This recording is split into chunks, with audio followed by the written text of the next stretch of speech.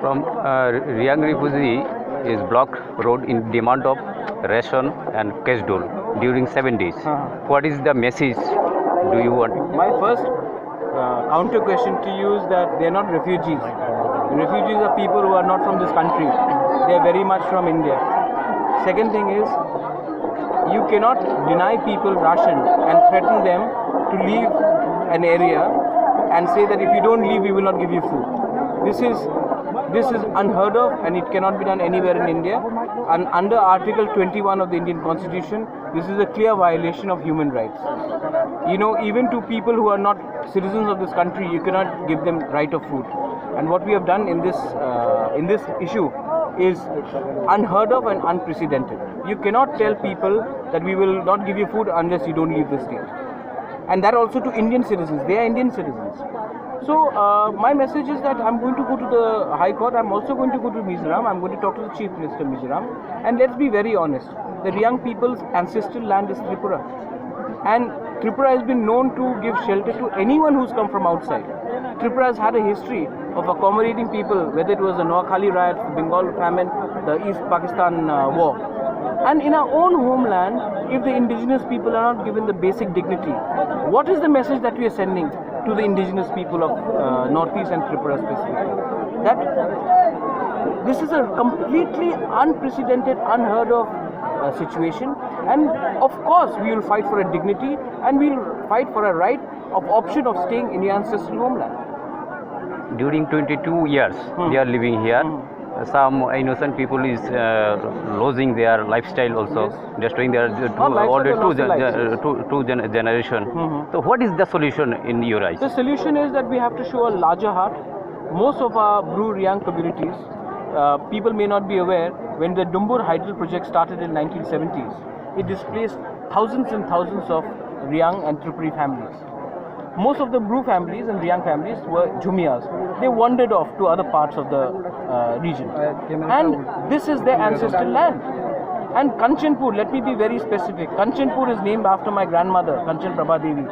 And this Kanchanpur was named when she decided, I'll put in money and I'll give them land to stay in this part of the state. That's okay, I think enough. Right. एक बड़ा दिन दिखाई। आज ये जो हमारे Reang Bru refugees हैं, इनका होमलैंड, एंसेस्ट्रल लैंड त्रिपुरा ही है।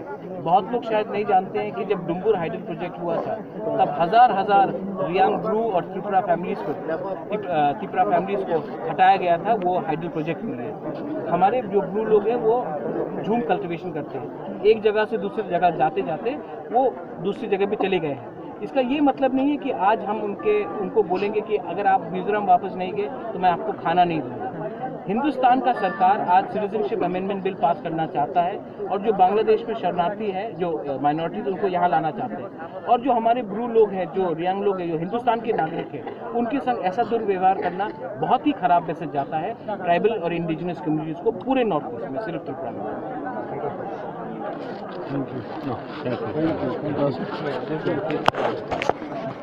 And demand for their ration supplies, which is suspended 36 days back. A couple of minutes back, Mr. Pradyot Kishe Manikya Debraman, who is the head of Tripura's royal family, he has visited the Bru migrants in the agitation, and he has assured them that he will do whatever is in his capacity to help them stay back in Tripura permanently. We will hear from him what he has got to say. Sir.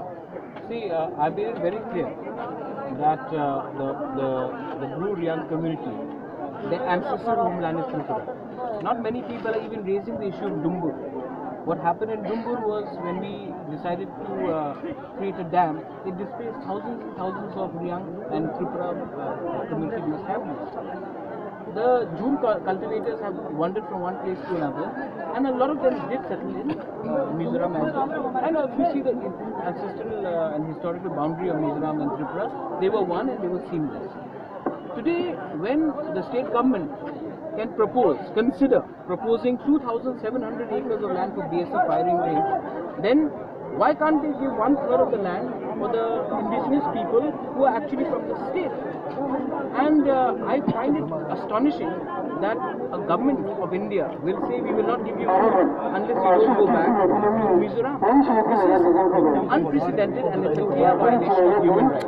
I am going to the Tripura High Court, and we will file a petition because, according to me, this is a clear violation of Article 21 under the Indian Constitution. You cannot deny international refugees basic human rights and basic right to food, and you're doing this to Indian citizens, displaced Indian citizens. It's unprecedented, and I think the government needs to answer this.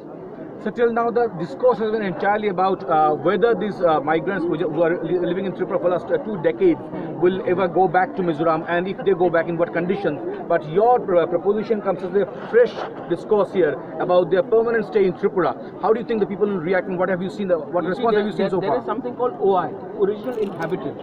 The original inhabitants of Tripura are the Riang people, and if we can give 2,700 acres of land, if my grandmother gave in Kanchanpur is named after my grandmother, after she gave the land, and these are displaced people from East Pakistan.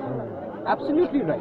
Tripura has had a history of accommodating people from neighbouring states, neighbouring countries, and making them citizens of India, and they have contributed to the state. Then why can't we do the same with our Riang group community? Should there be two laws applying for both? So I think